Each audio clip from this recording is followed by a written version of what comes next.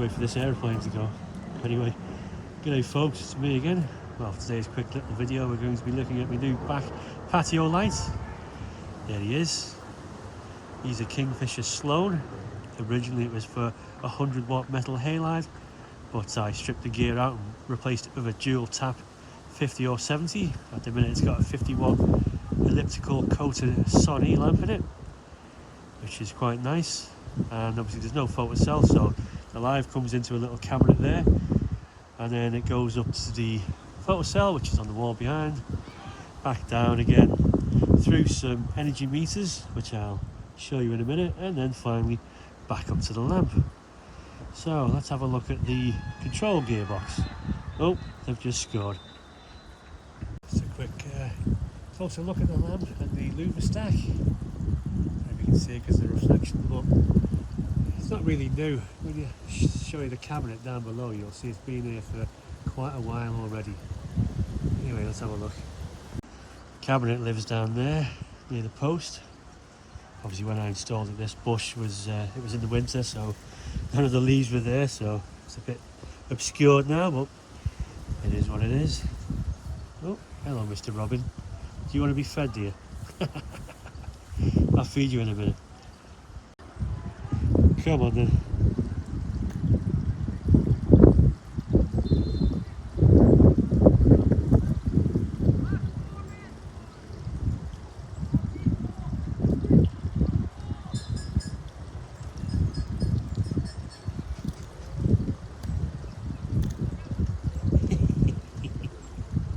Let's have a look inside.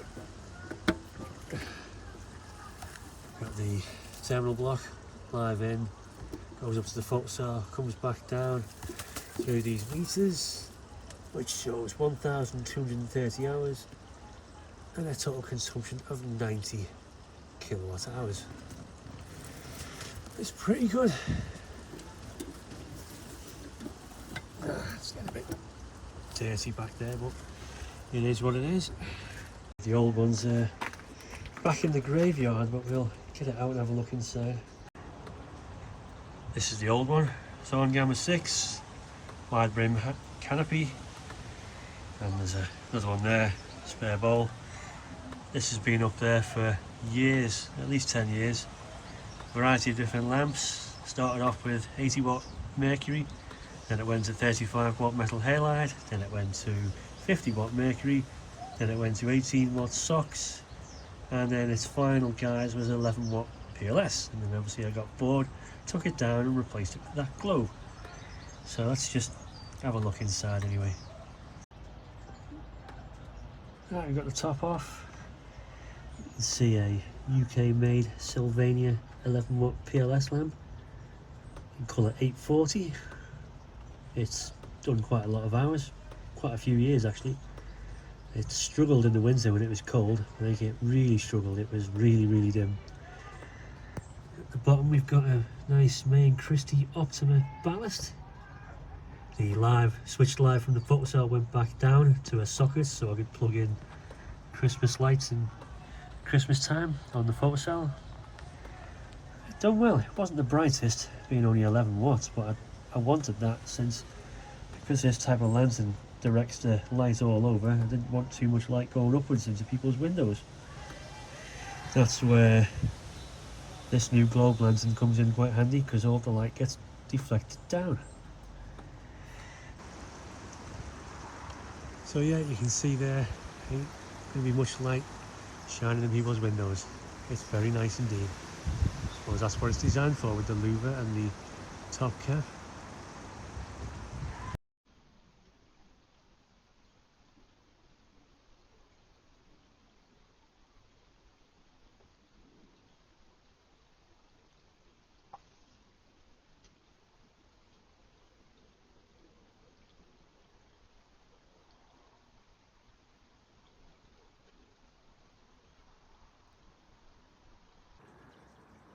Well, I thought it'd be a bit rude to not show it lit.